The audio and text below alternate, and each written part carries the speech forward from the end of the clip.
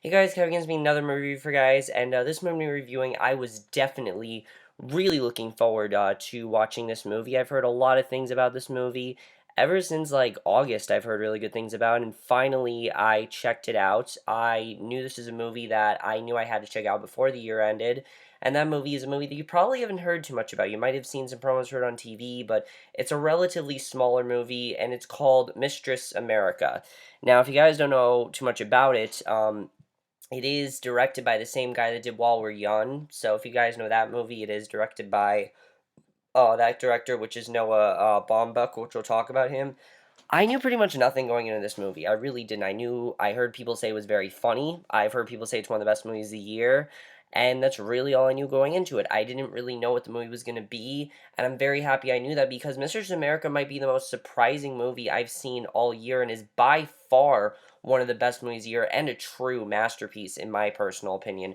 There are so many things I loved about this movie. And I will get into that, but let's get to the plot of Mistress America, which I love how basic the plot is because the plot just makes it seem like it's a very basic thing. It's a lot more than what you think it's going to be, and that's something I really love because, like I said, I didn't know what this movie was going to be going into it, so I pretty much really didn't have many expectations, I have to tell you.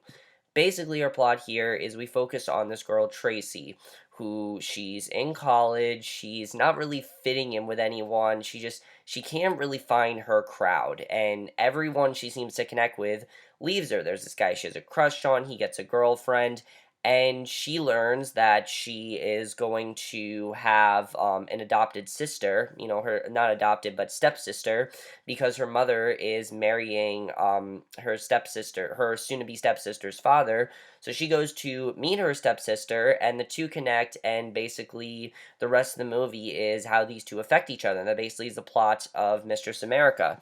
And I really do love that plot. There's a lot more going on with this movie, though, than what I just said, which is something I really love. Because going into this movie, I'm like, is that really the entire movie? No, there's so much more to this movie than that.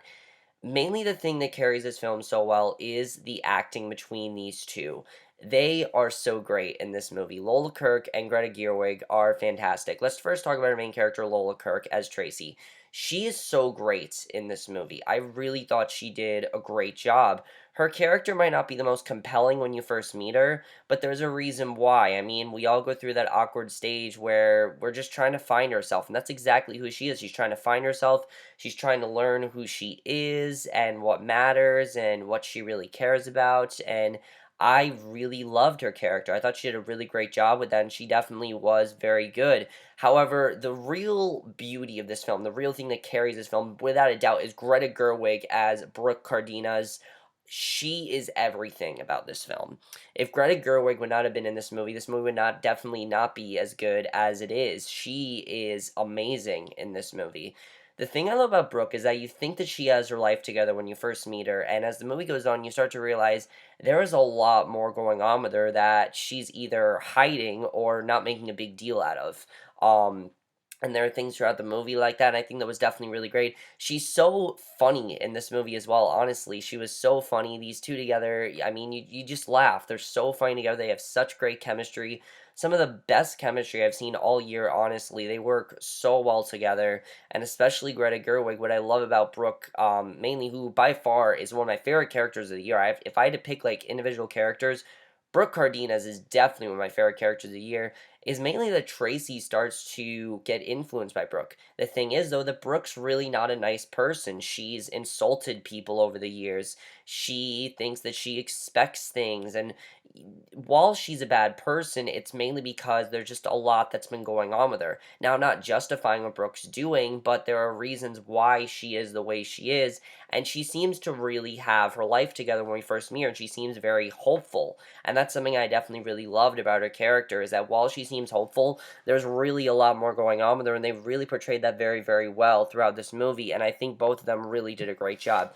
Everyone else was fantastic. Heather Lynn plays Mammy Claire, a character that is very important in this film. I don't want to explain how, because it's this very important plot point that I don't want you guys to know about. Cindy Chun is very good as Karen, who is one of her friends. Jasmine Cephas Jones is Nicolette. She's really great as Tony's. Tony, the guy that Tracy starts to get interested in, his love interest, and Matthew Shear's great as Tony. I really loved Michael Chernus as Dylan. I've seen him before in Orange is the New Black. He is so funny. He really is great in this movie. I definitely really loved his character. And him and Brooke have a very good history, and I definitely really love that. So overall, the entire ensemble is great. I definitely loved all the characters in this movie. But something I'm most impressed by is the direction by Noah Baumbach, because from the plot of this movie, you'd think this would be a drama, but no, he decides to make it a comedy. And why? Because this movie is really all about hope and two people basically just trying to get their shit together. That's this entire movie, is that these two people are trying to get their life together. You know, Tracy, who you can tell right away is an outcast, and then Brooke, who really doesn't show it. I mean, throughout the movie, you start to realize that there, like I said, there's a lot more going on with her, and that she's really as lost as Tracy. She just doesn't really show it as much as Tracy. So you can't really tell that Brooke doesn't have her life together as much. But that really is what this movie's all about. It's about two people that change each other's lives forever, and the fact that they both are trying to get their life together. And I like the way that Noah Baumbach portrayed that as comedy, because in life, things might not be as dramatic as they portray it on film. This is probably one of the most realistic films I've seen. I mean, people who are outcasts or people who are hiding something, they don't necessarily show it. Sometimes they'll just blow it off as something that's not a big deal that really is a big deal, or just make it sound funny. And you can't help but laugh, but when you think about what you're laughing at is actually pretty tragic. And I thought that was really well done, the way that Noah Baumbach directed it. There's a lot of pathos in this movie that just worked really well, and the way he directed it was very well done. And I like that he didn't make the film depressing, because if the movie be depressing, I don't think the movie would be as watchable as it is. One of the reasons the movie's so watchable is because it's not depressing. It's a very hopeful tone that's saying that you can get your life together and that it's not impossible. And that's something I really love that he did. So many films always say, oh, there's no way out of this. But really, if you think about it, there always is a way out. There always is a way to change or turn your life around. I can admit to that. I mean, 2 years ago, I will admit, I really didn't have the greatest life. Like, when I started the YouTube channel, I didn't have a very great life, and now I really do. And, not as bad as Brooke or Tracy, not as bad as their lives. I don't as much going on with them. But definitely, I think you can turn your life around. I think that was a really great message that Noah Baumbach had in this movie, and I really like his direction in the movie. This hopeful tone he had throughout it. The screenplay is so funny to this movie. So many funny scenes. I mean, so many funny scenes. There's one scene that goes on for like 10 minutes long. It's so funny. One of the best parts of the movie, and I could not stop laughing to this movie. And that's, like I said, one of the reasons I loved it so much is because of how funny this movie truly is. I thought it was so funny. I constantly was laughing. But there are also some great heart that this movie has. I mean, a lot of this movie, these two sisters, they would keep each other happy. And a lot of people say the movie shows sisterhood. I don't really think it's that. I think it's more just a bond that these two have, because they're not sisters yet.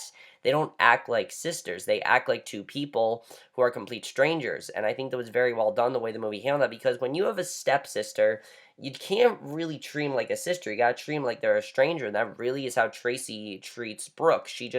She suddenly starts to become like Brooke, and as the movie goes on, it gets more and more interesting, especially the second half. I found the second half to be very insightful, the way we started to see these characters and what happened to them. I just found that overall to be really, really interesting. I definitely really love that aspect of the film.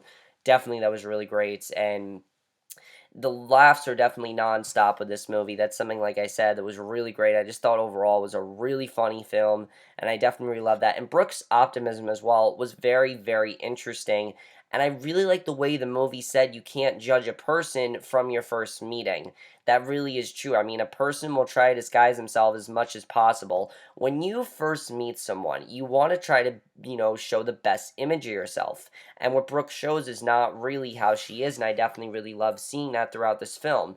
The cinematography here was great. I thought definitely, this really isn't film in terms of cinematography, but the New York locations looked fantastic. I love that they showed off New York. That's something I thought was really great.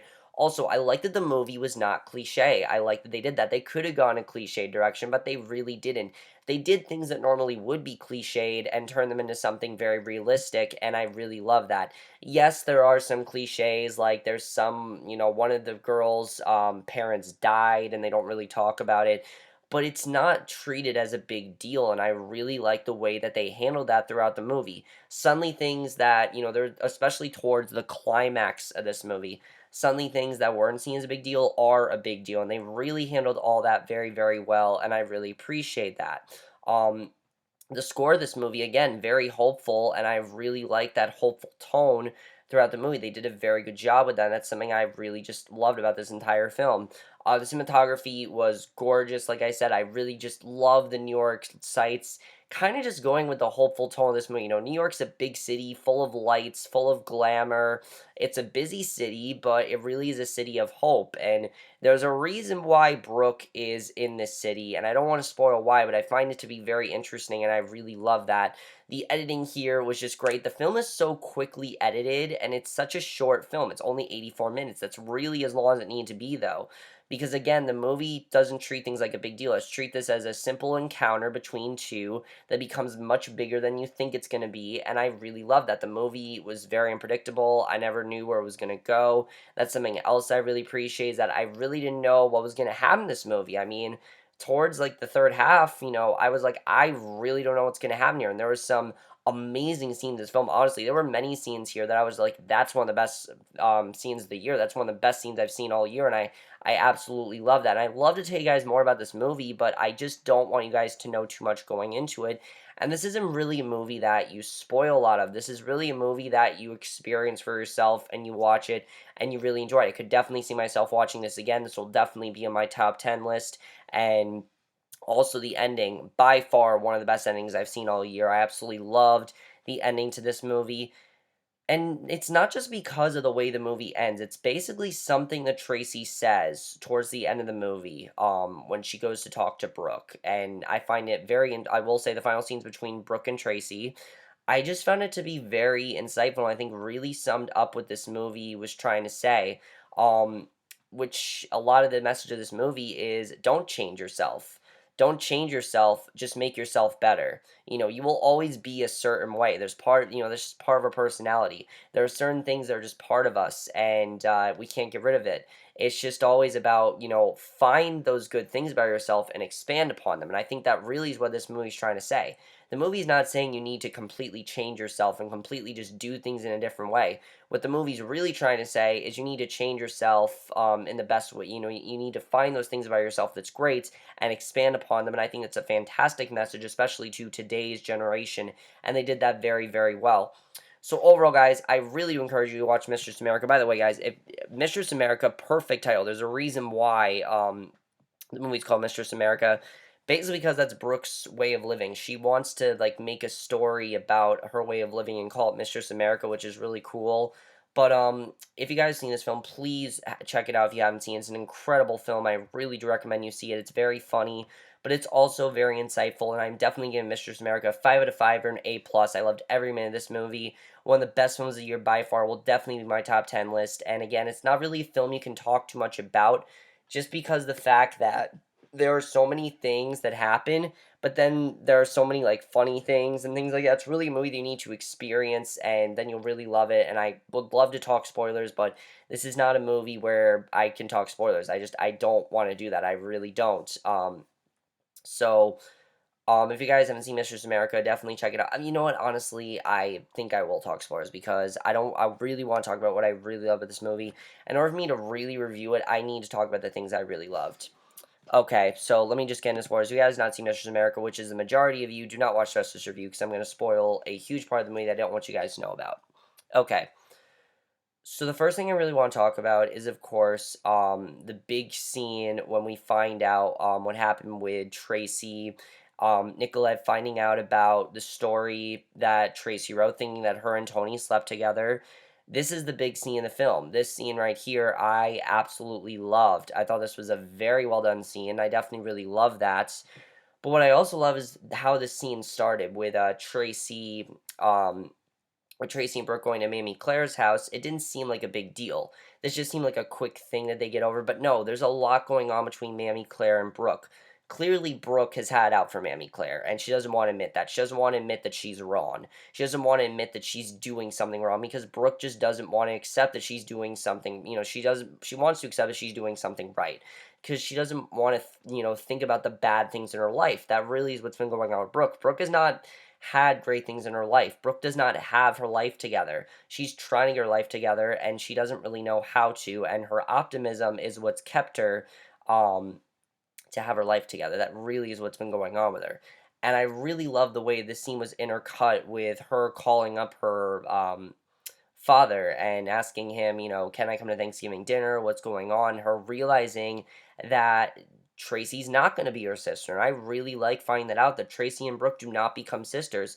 Just shows that these two, this is how they kind of restart their life, is just trying to find the common bound. And I really love this. But the biggest scene, of course, is when we find out that Tracy wrote about Brooke and she's wrote all this stuff about her and she's denying that it's really how she feels about Brooke, which I don't think it is. But what Tracy doesn't realize is that she's becoming just like Brooke. She really is. This is when Brooke is starting to change and Tracy really is starting to become like her. And I love the scene where Tony says, "You used to be so nice." And yeah, that is true. I mean, she used to be a much different person, but then Brooke, just from Brooke's influence, she thinks this is the way to live because Brooke has her life together. So this is the way to live. This is the way to be by yourself. And I really, to be happy. This is the way to stay optimistic. Just be a complete asshole to everyone. Because Brooke wasn't a bitch. She was literally just an asshole to everyone. She really was.